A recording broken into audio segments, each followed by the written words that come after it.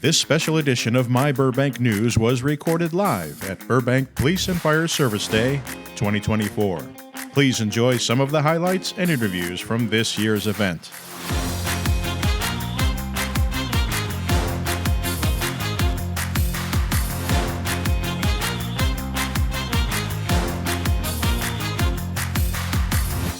Hello, everybody. Craig Sherwood here with you, along with Ross Benson and Ashley Erickson. Ross isn't talking to you, I guess. Oh, that's right. I keep forgetting. You know, I'm so used to being in the studio. Yeah. When we go out, we haven't done a outside field podcast in. Feels like a year. Let Ashley Erickson say hello. Hello. Okay, you are. Well, we have Ashley. We got our podcast crew. We're going to have Chief Danny Alvarez join us momentarily. It's Police and Fire Service Day 2024, and we are here. Amongst how many kids? Oh, man, how many people? There's a lot of people here today. And once again, the fire department was nice enough to give us an area here on their floor of the main apparatus floor. So we're going to have some great guests for you. Hey, Ross, we have a special guest with us. Why don't you introduce them and take it away? Well, I will. Chief Alvarez. Hi. How are you? I'm outstanding. How are you? Welcome to Fire Service Day 2024. This isn't your first rodeo, but you know, you were here as you went through our whole from a rookie fireman, and you were every position, I think, from a fireman, from a recruit to a fireman, EMS to, and then you departed and went to that beach community, Santa Monica, Long Beach? One of those that have fishes in the sea. But you came back because you love Burbank. Absolutely. Yeah. I was really fortunate. Started my fire service career here in the city of Burbank. Spent my first 25 years here. Like you mentioned, had an opportunity to work a variety of different assignments, and left for a little while to go be the fire chief in the city of Santa Monica. And the opportunity came about to come back to Burbank and be the fire chief here. And so feels kind of a little bit like a homecoming. And, I was just going to say, how does that feel to you coming home? Yeah, that's exactly how it feels, really. You know the station rather well. Yeah, I know the department, but I know the community too, right? This is a special community. I feel really fortunate to have spent so much time here and to be able to come back and serve in this capacity for the community that really introduced me and raised me, so to speak, in the fire service is something that's been pretty special for me and a great opportunity. And of course, getting to serve with the men and women of the Burbank Fire Department, who I think are the best in the business and just phenomenal people and phenomenal firefighters, is really, really something special for me. Well, I've used their services a couple of times, and you know, my mother that passed away now, you know, a couple years ago, called quite a bit, and the guys were just, you know, I happen to know all the firemen because I shoot their, you know, from becoming rookies, but they're different here. I've been treated by LA City, and it's just, you were right. This community is different. And coming back here, and we have, how many firefighters do you currently have? Right now we have 120 sworn, yeah. You got a couple that are just laterals? We do. We just brought in a couple, 2 laterals, and they're doing fantastic. We're getting ready to start another recruit academy in September, so yeah. Can you do Burbank, you do your own, or are you doing this one at Tri-City? Or That's a great question. Yeah, in the past we've done some joint recruit academies with Glendale and Pasadena. We work really closely with them. This will be just Burbank. It'll be a Burbank Recruit Academy at our training center. We are an accredited local academy, which means that we can do all of our training in-house and get state certifications as a certified firefighter 1. And we can do all that internally, which is something that's pretty special. And Burbank, I think most Burbank residents know, we have our own fire department, but if Burbank's busy, we get that backup. That mutual aid for Pasadena, Glendale, our Verdugo dispatch system is just magnificent of how we can get a plane crash. Yeah, we'll get it all. Absolutely. We have really, really great automatic aid agreements with our partnering and neighboring agencies. So whenever we do have an incident that may exceed the capacity of what we have on that initial response, we have those automatic aid agreements that are automatically dispatched to support each other, and we go vice versa. It's flawlessly. It's a pretty phenomenal system. And I, you know, having experience listening to you guys and seeing you out there, firemen know each other. the equipment, they know where it is if they have to get it off somebody else's rig. All those things just. Yeah, it's really pretty seamless. You can't at 2 a.m. out of a sound sleep try to figure out where something is. You got to be ready to go. Absolutely. And it blows me away how firemen out of total asleep 2, 3 in the morning, or our paramedics who go back to calls, they are on it. I mean, you can't guess at it.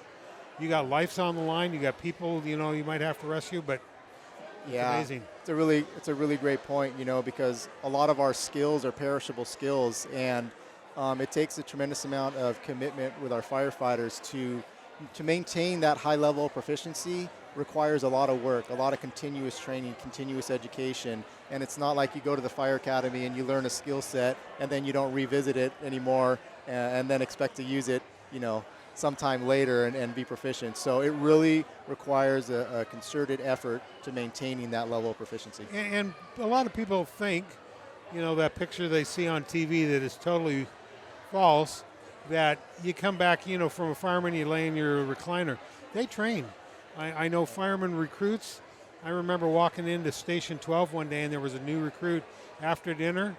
He was out there with his 3x5 cards. What was in what bins? Yeah. You train all the time. People don't understand. You get to eat lunch and then you're out training. Yeah. You're either doing something either at tower or doing a target. What we call target is where you go into your district. So you know it in the middle of the night, 4 in the morning. You don't have to guess where the hydrant is. You know exactly. Yeah. Exactly. I know Ashley wanted to ask you about female firefighters. Yeah. I think in the city council meeting recently, you guys talked about recruiting more females into the department. I just kind of want to know what that process is going to look like, what your plans are for getting more women in the department. Yeah, I think what you're referencing is the empowerment camp that was discussed at council, and so we're in the early stages. You talked about the partnership and working relationship we have with our neighboring agencies. So we're looking at a partnership with Glendale and Pasadena that we're going to be able to hopefully do an empowerment camp. We're in the early stages in determining kind of all the details. So we'll have a little bit more information on that over the next couple of weeks. But we looked at that partnership as an opportunity to really have some good outreach throughout this region as well. Yeah. Right? And so. Yeah, so that's a key component to any kind of recruitment efforts is sort of any kind of partnerships that assist us in expanding that outreach. Yeah, and I feel like it starts with the young girls. Like I think, you see this image of it's a fireman, right? There's not a lot of women in the department. And changing that perspective to the young girls in our community would be really important, I think. Reaching out to schools and bringing the fire women that are in your department to the schools and things like that. Is that something you guys ever think about doing? Yeah, we look at every opportunity through our recruitment and how we continue to grow and expand our outreach.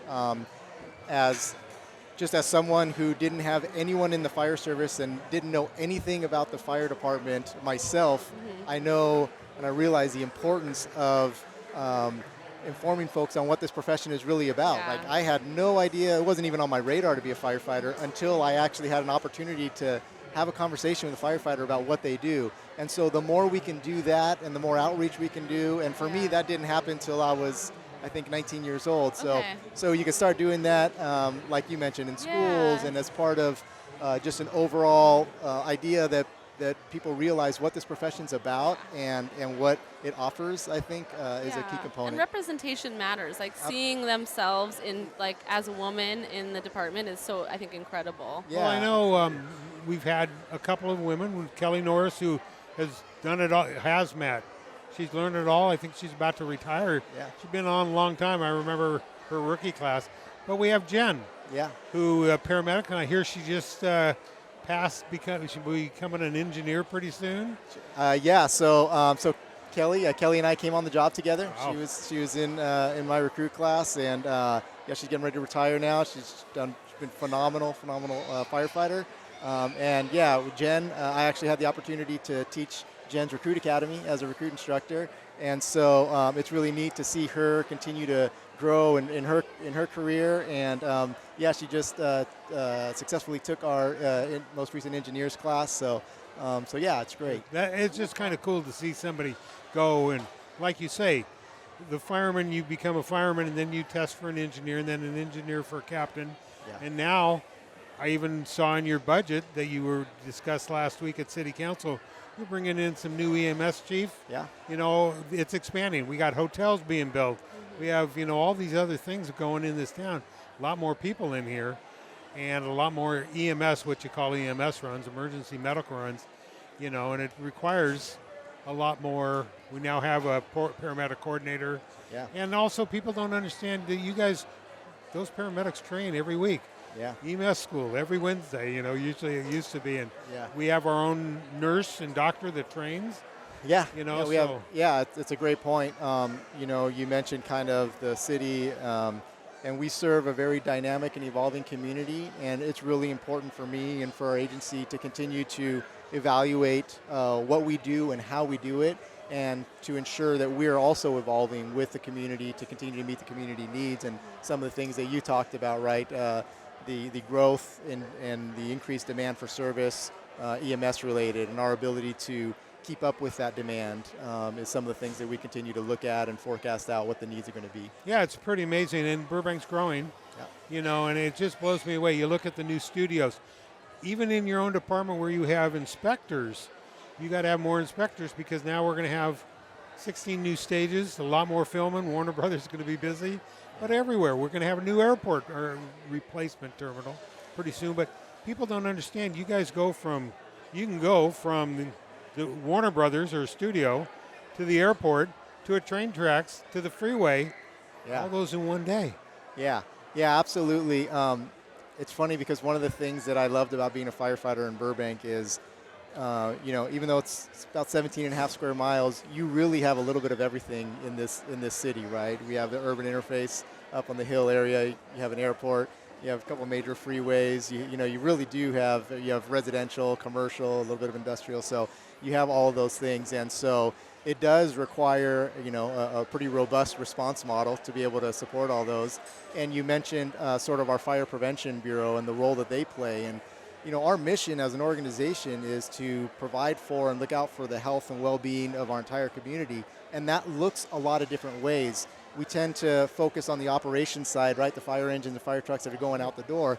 But equally important is the prevention side, right? Those folks are inspectors that are out not only doing inspections on new construction to make sure that they're meeting all the code requirements, but then ensuring that they're maintaining all of the, you know, the annual inspections for safety standards so that hopefully we can prevent the emergency from happening in the first place. Well, So, you know, that's a big thing. Prevention, as they say, you don't have fires if you do prevention properly. And you look at our surrounding cities, and they're having fires every so on. You kind of wonder, the question comes up, well, let's look at their inspections over. But Burbank has a slew of inspectors, you know, and do plan check. People don't understand all the things that our fire department does. It's not just that fire engine that goes down the street or the RA or paramedics, but back at the station, there during Monday through Friday, there were a ton of people, you know, doing a ton of things. Yeah. Well, I want to thank you. I know you want to get out, and there's a couple thousand people here today. yeah, it's a fantastic turnout. I think it's the Yeah. biggest one so far, yeah. You know, we got, Great. and how fortunate are we to be in a city where we can get a Disney character, you know, to pose for pictures. We're real fortunate here, and I want to thank you for stopping by and talking to us. And, you know, I know people can always talk to you, you know, call you or deputy chiefs, and we have other chiefs, but thank you for coming on my Burbank Talks and talking about your favorite department. Absolutely. Thank you for having me. Thanks for being here. Really appreciate it. And welcome back. Thank you. Thank you very much. Great. And we're back. Ross, we have another guest here. Please introduce him and let's get going. Well, we are fortunate to have Deputy Chief Mark Hatch. Hey, how are you? And Deputy Chief, maybe explain, because Burbank hasn't always had a Deputy Chief, and you have you've filled that position for a while. You have, maybe I should back up a little. When you became a firefighter, you were a fireman, engineer, a captain, a battalion chief. You've done it all. A little bit of time in the fire marshal's position. Yeah. Yeah, and a good career as a paramedic as And well. wait. Somebody, is it true? I heard some rumor that, how long have you been in your deciding to go fishing more often? Yeah, we're coming up on our 30 years here in July, and from class of '94, and yeah, I'm going to retire in about 6 weeks. You know, they talk about this, firemen coming and going, and you got these new guys. We got a rookie class starting, and Yeah. we have the chief told us we have a couple of laterals that are in training and so forth. Tell us about Deputy Fire Chief. Well, the Deputy Fire Chief is a position that was established about 3 years ago. It used to be called the Assistant Fire Chief, and it was more of a rotated position.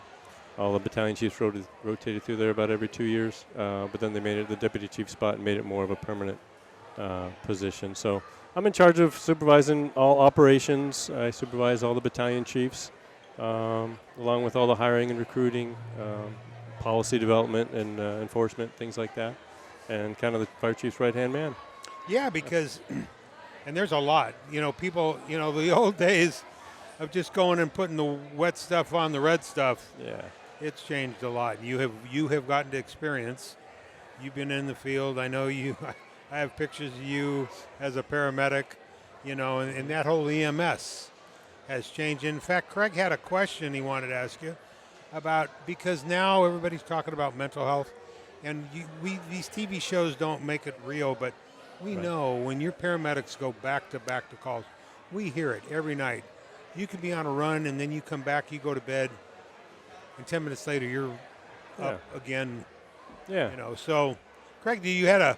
Well, first time boy, 6 weeks away, huh? Yeah. The first time I think we actually dealt with each other was during the shakeout years ago. Right. I think you were an interim captain at the time. Right. And took me around on Engine 11 and treated me great. Oh, thank Still you. remember that great In-N-Out lunch we had? Yeah. I also found it interesting because you had a probationary firefighter at the time, and how you had him come out and do a presentation on some of the apparatus and stuff, and that's just part of his training. And, and we also, I remember we stopped in front of a restaurant, and you said, right now that restaurant's on fire. How do you put out the fire in the grill? And he asked him to explain how to do it. So when these things do come up, then there's no surprise here. Yeah. They're ready to go. Yeah. Anyhow, just enough of that. We train every day. So, but I want to thank you, number one, for all you've always done for us and what you've done for the department. But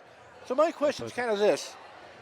Lately, and we just had a terrible tragedy in our city with a teacher. Yeah. And there's things like and firefighters and paramedics have to go in right away and deal sometimes with children, sometimes with really bad accidents and just terrible situations. Right. Mental health is so important, and back in the old days it was just like, well, just, you're a man, don't worry about it, Well, that's not how it should, what has the department now done and evolved in to help firefighters and paramedics and all personnel dealing after tragic situations? What's the department have set up for them and to help them out? Well, we put several pieces in place, and you're right. It used to be just, hey, suck it up and move on to the next one.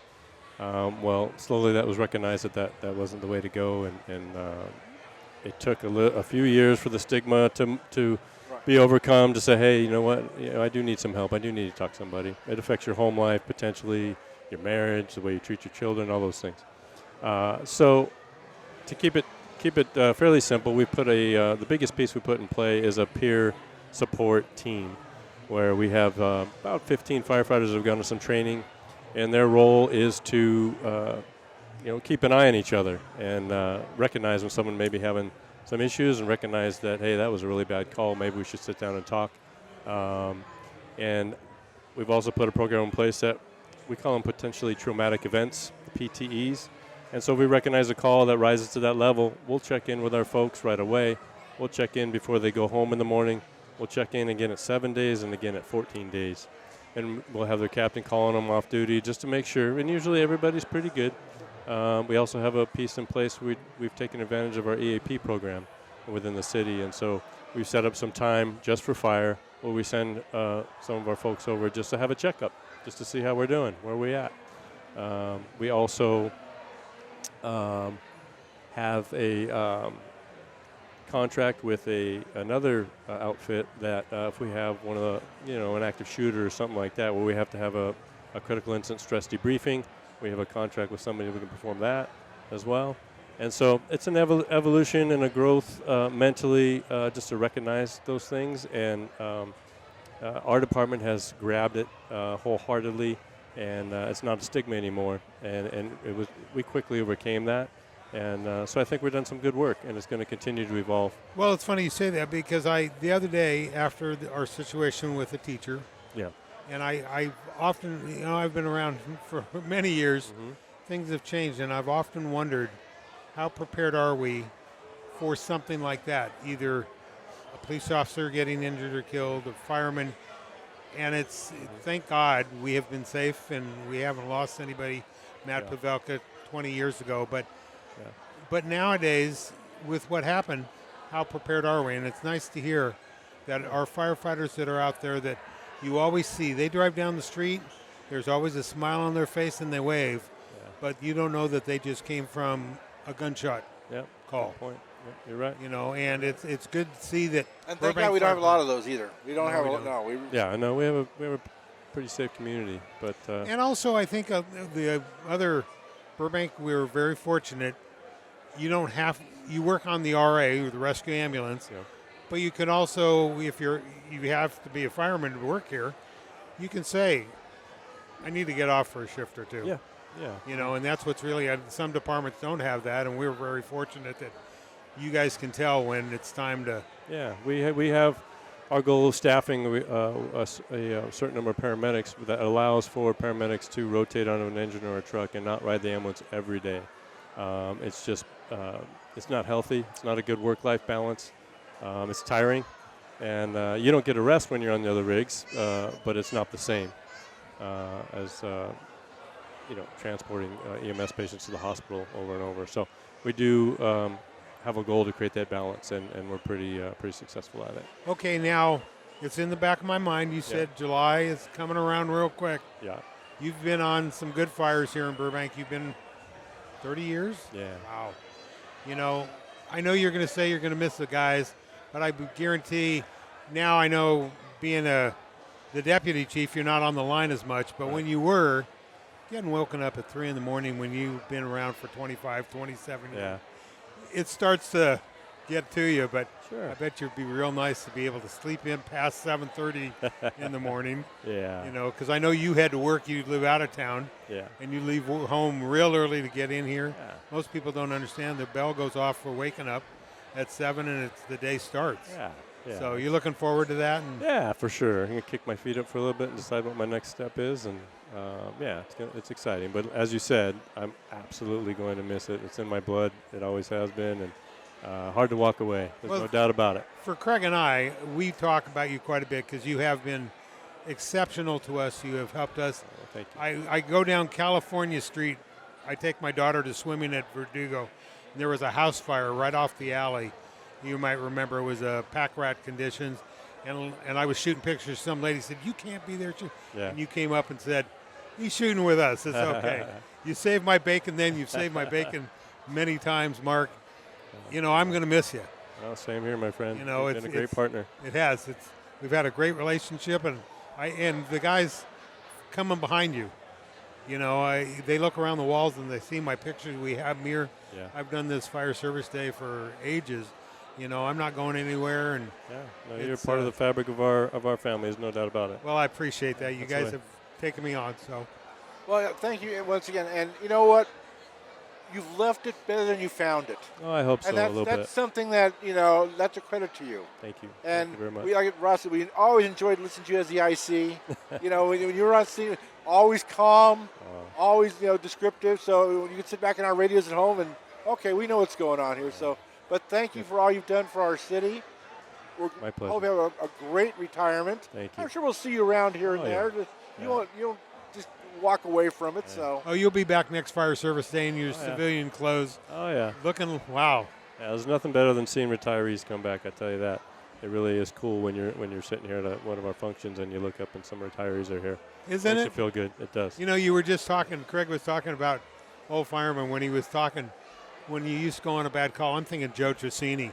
Yeah. He'd be a good one to slap you on the back and say, "We're going on another call. Sure. Forget the one that you just went on." And Sure. You know, I talked to Jen, one of our paramedics, and I've asked her, how do you deal, you know, you're on a call, and when you say you're available, you might go on another call.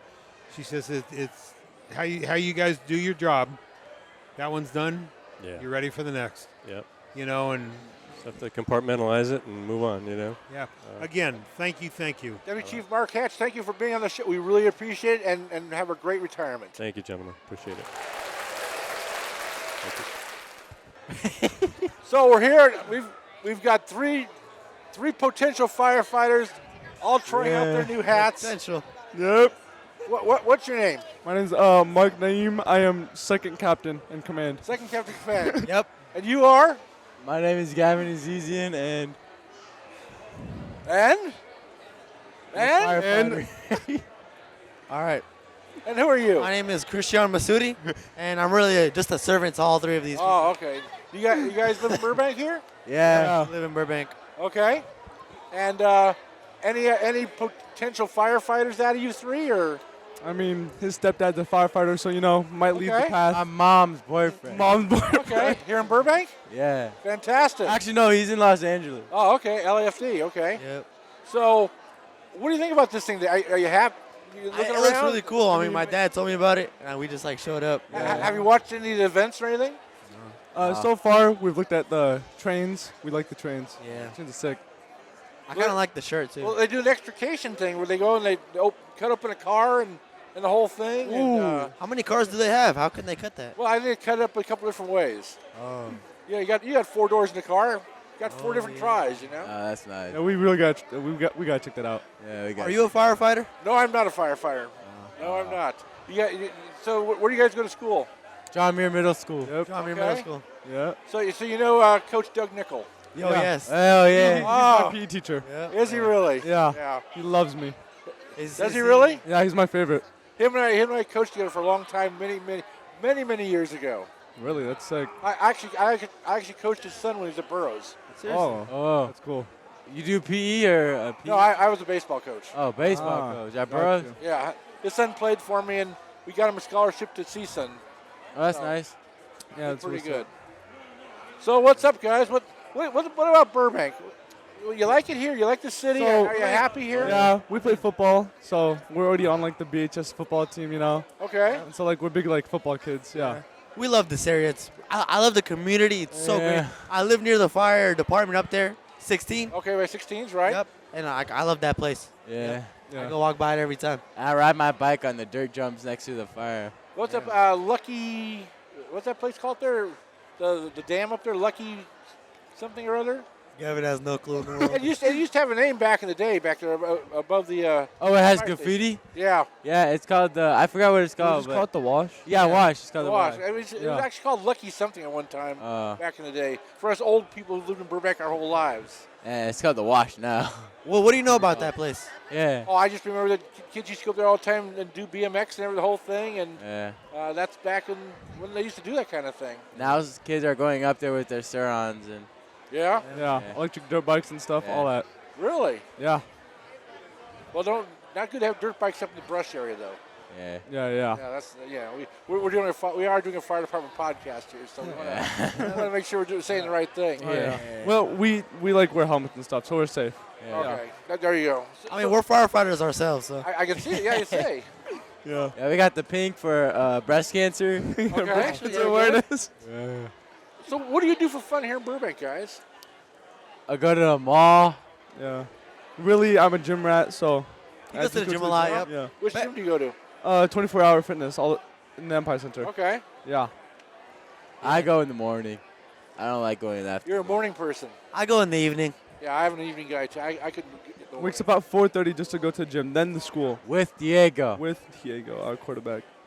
Okay, like, always be good to your quarterback. Oh yeah. That's the guy who decides who gets the ball. Yeah. Exactly. What position of football do you play? I play edge rusher. Oh, okay, very good. Yeah. Oh, okay. Yeah, so gotta be strong. Yeah, strong and quick. Yeah. What about you? I play receiver, linebacker, and corner. Really? Yeah. Linebacker, inside or middle? Outside.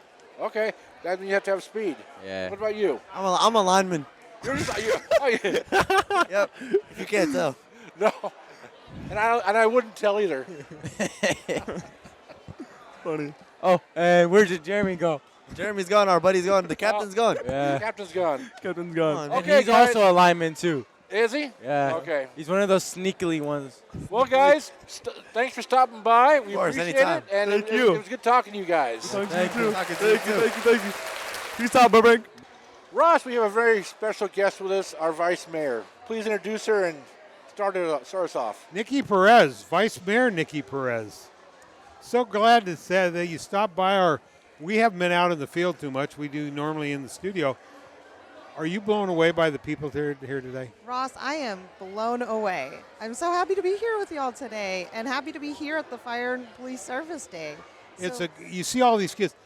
How fortunate are we to have Mickey Mouse join us for pictures? You know, we are so lucky to have Mickey Mouse and all his friends, the volunteers with Disney. They come by every year, and the best part is a lot of them are community members and friends who live here in Burbank, work here in Burbank.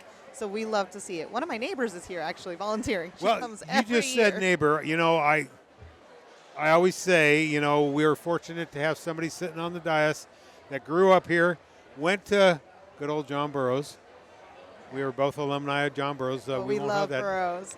I saw that the other day. There was somebody, one of those scholars, kids getting a scholarship, the smile on your face.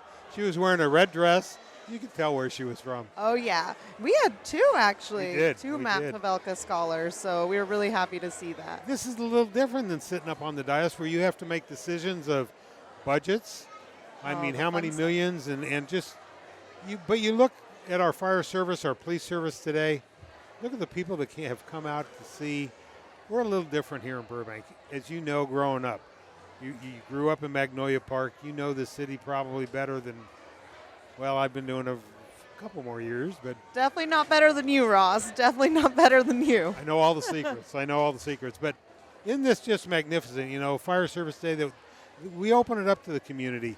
And you talk to the policemen, and they just are so happy to be out here. And how great are we? You know, I'm glad you came out today. And I know Nick is busy. So you're filling in. You're doing that role. You know, how you love sitting on council? What's your... You know, I love it, Ross. And I love these events the most because this is where our families come out. This is where community really is. I run into so many people I know, and not from maybe, you know, the work that I do or from the organizations, but I run into people I know because they're my neighbors, because I see them at the grocery store, because their kids go to school where my mom works. And so that's the part I love because this event is for them. I was actually just talking to our chief about the cost and all of this, and he was like, it's worth it. And it really is. This is one of those events that it's worth the cost. Well, last week at council, you brought up you wanted a note. You want to look into having a female fire class or recruit class, and we asked them, you know, and there's a lot of stuff they're thinking about doing it with Glendale, but we haven't done that. We only have one current, you know, female firefighter. We need to have more, and it's kind of different. The other role, I applaud you so much. You're bilingual. You speak Spanish quite well. You've sat on that dais, and there's people that get up there, and it's scary to get up there and talk. And you have translated for them. I know a couple weeks ago we had Betty Porto. How many people can say you have Betty Porto standing up translating for somebody? But you speak both languages fluently, and it just helps. We're all one. And we really are. And then I have to say, shout out to Betty, because on that particular issue, the woman she was translating for was on the opposite side of the issue than she was. And she just said, no, you know what, we're still community. I'm getting up and I'm helping you. And that's Burbank. So I love that. It's Burbank. And yes, back to your question about the Fire Academy for Girls. That's actually something I've been working on with Senator Caroline Menjivar. So she brought up the fact that she's looking to do this throughout her district, and Burbank currently doesn't have that kind of a fire academy. So whatever we can do to push that forward and really highlight the fact that we'd love to see some female firefighters. I know our police chief has done miles and miles of effort to get some females in the force, and we do have a good amount of females in our police force, and we have sergeant females in our police force. So they are the strongest officers you'll find out there. But we got to focus on both our police and fire in that sense. And our chief is really open to it. So he said, I'm open to the challenge and give me I know me Craig and things I to are work very happy. We have supported fair pay for our police and fire to retain them and so forth. And, you know, budget's no fun, but we are in a city that it's a little different here. And this last year, you guys, the EMS, Craig and I were talking about it. Look at all the new buildings we're getting. We're getting the Fry's project. We're getting the one on Front Street. We're getting I Can Continue, the one at Pass and Riverside.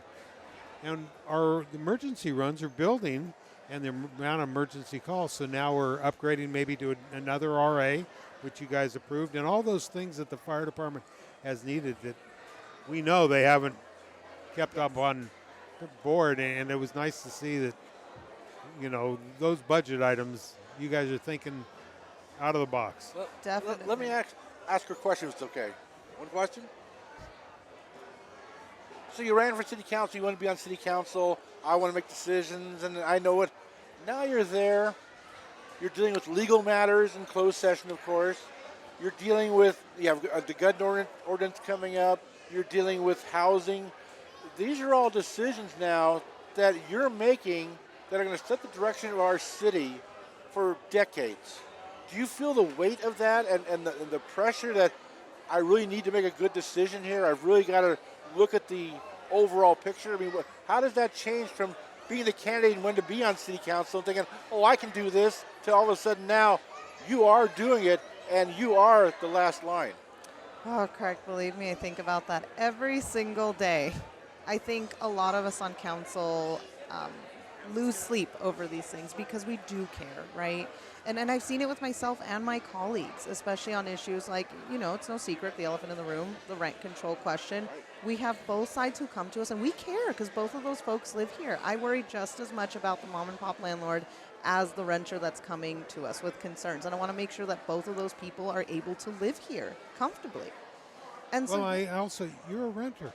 I am a renter, and I'm a really good friend with my landlord. He's a good guy. I just saw him this morning, you know, and I want to make sure we're both able to. I mean, at the end of the day, the way I see it, and this is how I talk to, I believe I was talking to some friends at the realtor's office about this the other day, we're all the little guy, right? My landlord is not a big corporation I don't talk to. He's somebody who I sit and I drink coffee with on my porch. And we both complain and basically, like, you know, put our fists up in the air about the growing insurance costs. It's affecting both of us. So this is the toughest issue, and there is no really right or wrong side. Exactly. Because both sides have great, you know, things on their side going for them and against them. So I don't know how you're ever going to do it, you know. But I know you're trying, and I think putting some teeth into the landlord-tenant commission is the first real start, where people actually can go and get real help instead of just advice. And so the thing for us is really tackling this in piecemeal, right? Because a percentage cap is not the same thing as anti-retaliation laws, which is not the same thing as, you know, eviction law. It's all a little different. So I think we've handled it in the smartest way in going piece by piece and also bringing out each piece we do to the community. Like, we've done this, what do you all feel? Is it working, is it not working? We're doing this now, what do you all feel? And that'll be more of what we're doing throughout the summer and through the rest of the year, because this is not an easy issue. And I know some people want to see us decide now. It takes time. These things are difficult, to your point. And Yes. Definitely I do think about them, Craig. And I got to tell you, before I was on council, I worked for the state legislature. I was making a lot of these decisions already and advising my boss on these things. And I will tell you, even though the knowledge is there, that was, you know, a lot easier for me to do, to say, okay, this is what we're doing statewide, this is what we're doing on this policy item, because I have the background, the information. Now I have to take that and apply it to my hometown, where there's a lot of emotion, you know, and I want to make sure I do it right. So that's always there too, because I'm thinking about the fact that my decisions are affecting my neighbors, my friends, my family who still lives here. These are very tough times, but I think, you know, we're going in the right direction. I'm not, you know, and I really hope that you decide to come on and continue our Ask the Mayor show once Nick moves on to the assembly and you get the job next year, and we'd love to have you on the show each month and talk issues. Oh, I'd love that. That sounds fun. Well, you know, again, I saw you walking through thousands of people today. I appreciate you sitting down with us for a couple of minutes and sharing your thoughts. Fire Service Day, another 2024. I mean, what a turnout. Fantastic. We have a great turnout. It's great weather. I hope more folks come by. And if you don't get to come by today, we do this every year. Every year. So I just want to thank you both for being here, too, and doing the interviews with myself, our young people, our firefighters, our police officers, and just always being there at the community events to cover them. I love watching your reels, the coverage you all do. Well, thank goodness for Ross. He's everywhere.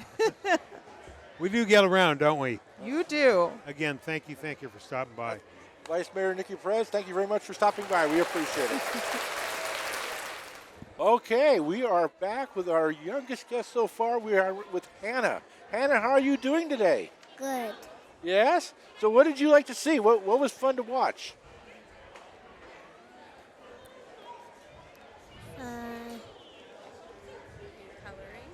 Coloring. Oh, the coloring. And how about the fire trucks? You want to look at the fire trucks? Yes. You watch the firefighters do their things? Yes. Yeah? You want to be a firefighter someday? Yes. Yes. Okay. Do you live here in Burbank? Yes. Fantastic. What school do you go to? Preschool. Preschool, really? Yeah. I thought you were in 3rd or 4th grade already. Only in preschool, huh? Yeah. Well, you got a big future ahead of you. Oh, okay, Hannah. Thank you very much for coming on our show. We appreciate it. And we will talk to you later, okay? Okay. All righty, goodbye. Well, Ross, that's it for another Fire Service Day 2024. I want to thank all our guests for stopping by, a couple of members of the public. Got a chance to get on the air with us. And so what'd you think? Any reactions? What a day. Everybody's saying there's more people here this year. I saw lots of smiling kids' faces, and the fire. I just came back from the PD. I mean, the helicopter and everything else that people could climb on. And it just, what a great day. Absolutely. I'm glad My Burbank Talks was able to go out into the field and do a remote show. And, like you said, Fire Service Day 2024 looks like it's in the can. There we go. Well, thanks very much for checking in with us and listening. We appreciate it. And we will talk to you next time. Goodbye.